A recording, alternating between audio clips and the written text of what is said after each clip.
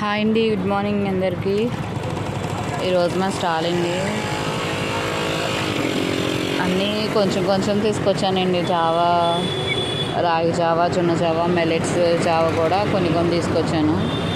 ఎందుకు అంటారా, నేను స్టాల్ టూ మంత్స్ అవుతుందండి నేను స్టార్ట్ చేసినప్పటికీ ఎవ్వరూ లేరు, మా ఊర్లో ఎవ్వరూ పెట్టలేదు. నేను స్టార్ట్ చేసిన తర్వాత ఒక వారం రోజుల్లో అలా ఒకరి తర్వాత ఒకరు అలాగా 4 మెంబర్స్ పెట్టారండి గోకవరం అంతా. మన ఊరి ఇదొకటే ఉండేది కాబట్టి ఫస్ట్లో కొంచెం బాగా వచ్చేవారు కస్టమర్స్. తర్వాత మనల్ని చూసి ఇంకొకరు పెట్టడం వల్ల ఇప్పుడు వాళ్ళు పెట్టినందుకు నేను తప్పు పట్టట్లేదండి. కానీ అంతకు ముందు వరకు వాళ్ళకి ఆలోచన ఎందుకు రాలేదు, నేను పెట్టిన తర్వాత ఎందుకు వస్తుంది, అది నాకు అర్థం కావట్లేదు. ఈ ఒక్కటే కాదండి, ఇదివరకు కర్రీ పాయింట్ కూడా ఈ ఏరియా అసలు కర్రీ పాయింట్ లేదు. నేను పెట్టిన తర్వాత 2 పెట్టారు. ఒకళ్ళు చూసి ఒకళ్ళు ఎందుకండి అలా చేస్తారు, నాకు అర్థం కాదు. మన పరిస్థితి బాగోగే కదా మేము ఇంకొకటి చేసి ఈ బయటకు వచ్చి ఈ పని చేసుకోవడం.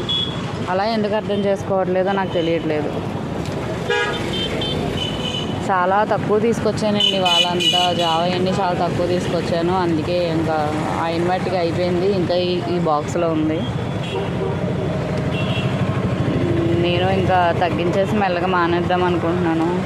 ఎందుకంటే కాంపిటీషన్ పెరిగిపోయినాయండి బాగా. ప్రతి దాంట్లో కాంపిటీషన్ పెరిగిపోతుంది.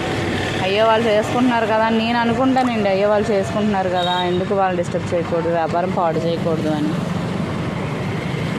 నేను అనుకుంటున్నానంటే మిగతా వాళ్ళు అందరూ అనుకోమని కాదు, బట్ వాళ్ళు ఎందుకు అలా చేస్తున్నారు.